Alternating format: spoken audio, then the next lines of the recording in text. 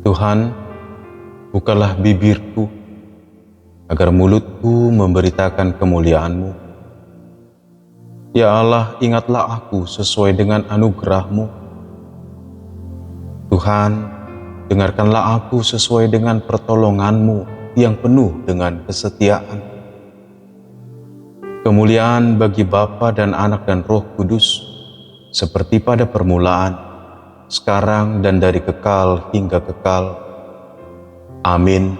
Haleluya.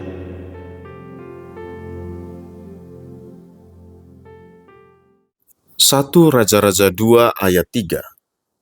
Lakukanlah dengan setia kewajibanmu terhadap Tuhan Allahmu, dengan hidup menurut jalannya, dan memelihara segala ketetapan, perintah, peraturan, dan ketentuannya, seperti yang tertulis dalam hukum Musa.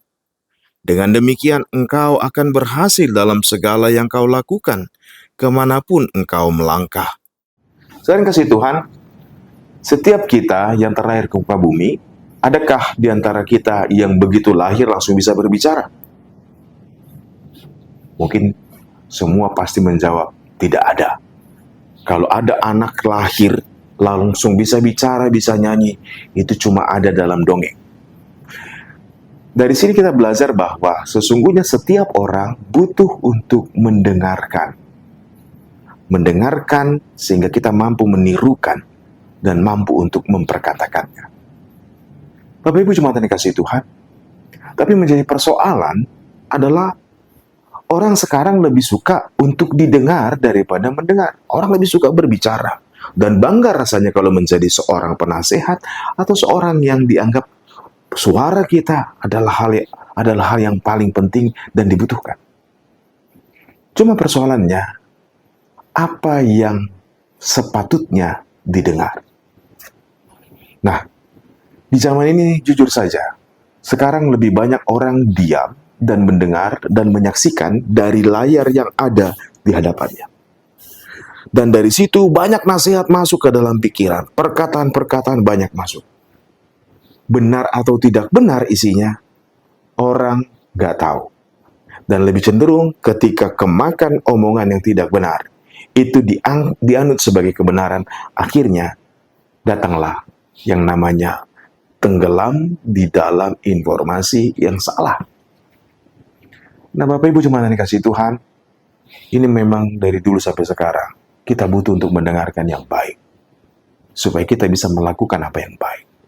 Kita perlu diajarkan dan belajar mengenal apa yang baik dan benar dan yang berguna, supaya kita bisa melakukan dan mengajarkan juga kepada orang lain.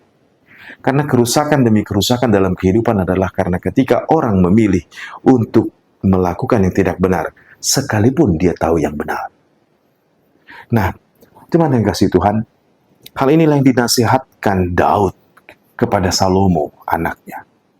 Ketika Daud akan mangkat, dia memperbincangkan, dia mengatakan nasihat apa yang penting bagi kelanjutan hidup setiap orang, terlebih Salomo. Bapak Ibu, Daud menasihatkan yang baik kepada anaknya, bukan karena sepanjang kehidupannya dia telah lakukan yang baik dan yang benar, bukan.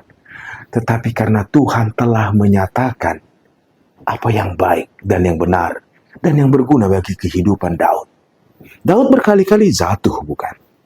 Daud bahkan berkali-kali juga mengalami pengalaman yang tidak menyenangkan. Sakit, dirundung sedih, dirundung pilu, dirundung duka. Bukankah dia juga pernah menjadi orang pelarian?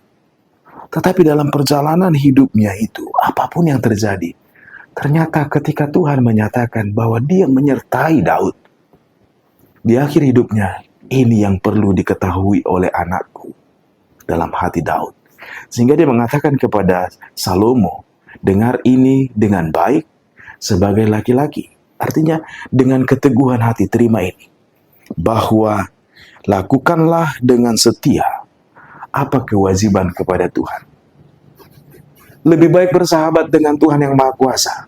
Lebih baik tinggal di dalam Tuhan yang adalah Jehovah Zewa, Tuhan semesta alam, daripada mengandalkan diri sendiri, mengandalkan pikiran, atau mengandalkan pertolongan dunia. Disitulah ada sejahtera, ada damai, ada kebaikan dalam hidup, dan yang berguna bagi kehidupan ini.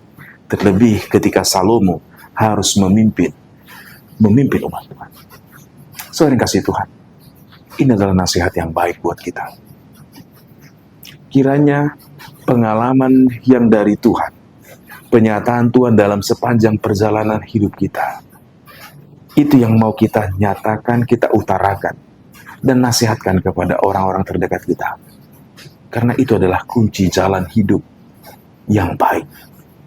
Daripada menularkan sakit hati, atau menularkan dendam, atau menularkan dari dulu opung kita begini, dibikin opungnya orang sana. Daripada menurunkan dendam, tularkanlah yang baik bagi kehidupan ini. Apa itu? Nasihat dari firman Tuhan. Nasihat dari pengalaman hidupmu yang telah menyaksikan perbuatan Tuhan. Sehingga anak cucu kita hidup di dalam Tuhan. Mari Bapak Ibu jemaat yang kasih Tuhan, tetap teguh dalam Tuhan, tekun. Supaya kita menyaksikan bahwa Tuhan tidak pernah meninggalkan kita. Dan Tuhan yang selalu setia menolong kita. Tuhan memberkati.